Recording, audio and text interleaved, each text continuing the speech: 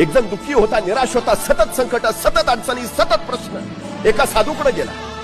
मला म्हटलं सुखाचा मंत्र द्या हो, सुखाचा काहीतरी मार्ग सांगा.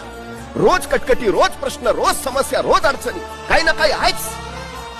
साधू म्हटले तुला मी सुखाचा मंत्र देतो, फक्त माझं छोटस काम करायचं. म्हणे काय? म्हणे शेजारी माझे सगळे उंट ओळीनं बांधलेत, आज रात्रीचा या उंटांना पहारा दे. ज्या क्षणी सगळे उंट झोपलेले तुला दिसतील किंवा बसलेले दिसतील, त्या क्षणी तू माझ्याकडे ये, मी तुला सुखाचा मंत्र देतो. त्याला म्हटलं एवढं सोपं काम, तयार आहे. तो लगेच त्या उंटाकडे गेला, रात्रभर पहारा द्यायला लागला.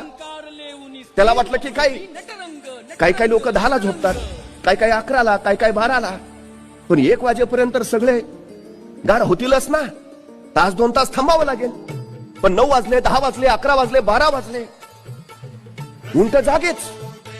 नंतर त्याच्या असं लक्षात आलं, एक बसला की दुसरा उठून उभा राहायचा. आता हा बसेल म्हणून वाट बघावी, तो बसला तोपर्यंत तिसरा उठून उभा राहायचा.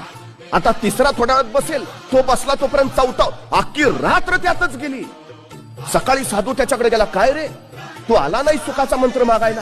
अहो म्हटलं तुम्ही काय सांगितलेलं, ज्या क्षणी हे सगळे उंट एका वेळी बसतील किंवा झोपतील त्यावेळी माझ्याकडे ये. रात्रभर थकून गेलो, टक्का जागा आहे, अशी वेळच आली नाही की ज्या क्षणी सगळे उंट बसलेत किंवा झोपलेत, एक बसला की दुसरा उठतोच आहे. साधूंनी सांगितलं बाळा, आयुष्याचं नेमकं असंच आहे.